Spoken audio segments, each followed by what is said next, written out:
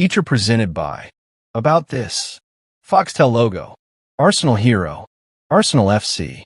Historical insights into 6 of the biggest English football clubs.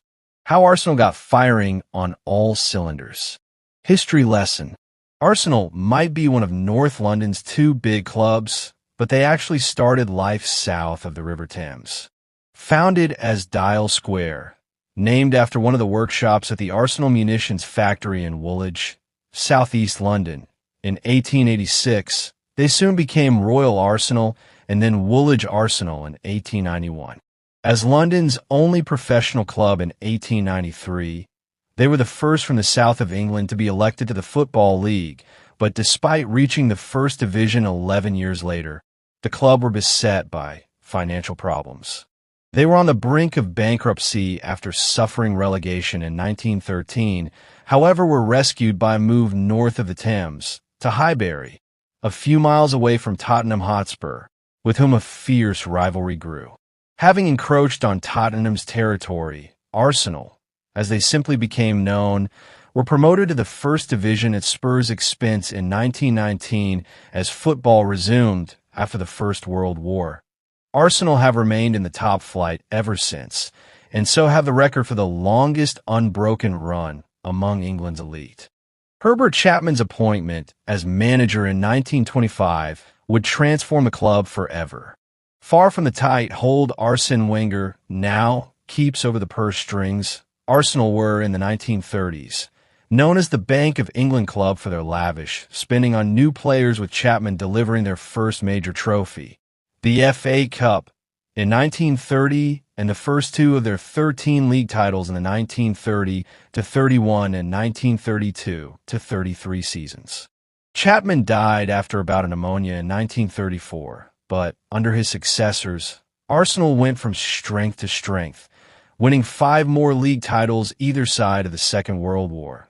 A lean period followed until success under Bertie Mee, once the club's physiotherapist, whose move into the dugout led to Arsenal's first European trophy, the Fairs Cup in 1970, and a year later, to their first league and FA Cup double.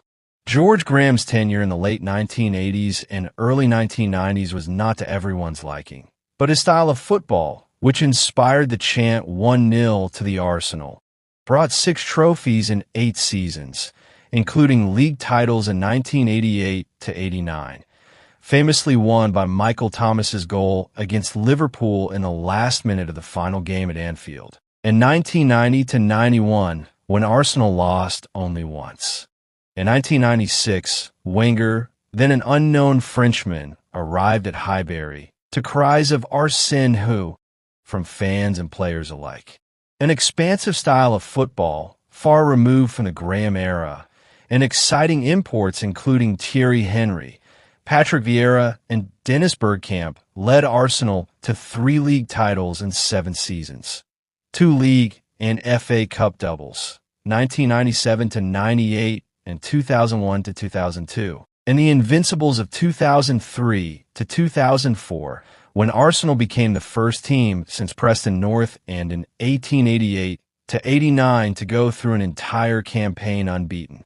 Since moving to the Emirates Stadium a decade ago, however, Arsenal have become the nearly men, perennial top 4 finishers in Champions League qualifiers, but yet to add to their haul of league titles, although they have won the FA Cup twice in the last 3 years, to set a mark of 12 only matched by Manchester United. Great players.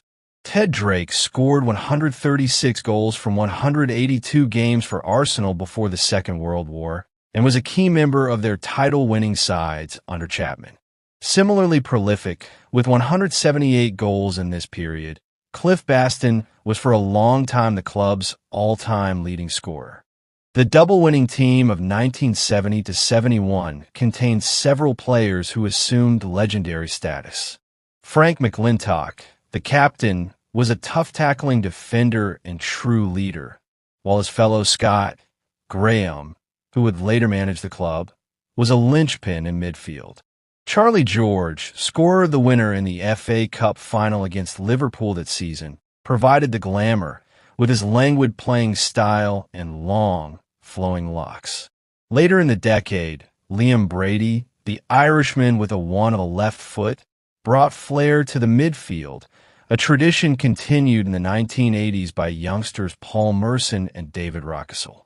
They were both members of Graham's teams alongside Tony Adams, a defensive giant and an inspirational leader in the McLintock mold, and, later, Ian Wright, a natural-born goalscorer who overtook Baston's long-standing record. However, they were both to be eclipsed by Frenchman Henry, whose 228 goals in 376 games now place him at the top of that list. He formed a deadly partnership with Dutchman Bergkamp, the scorer of some of the finest goals in Arsenal's history.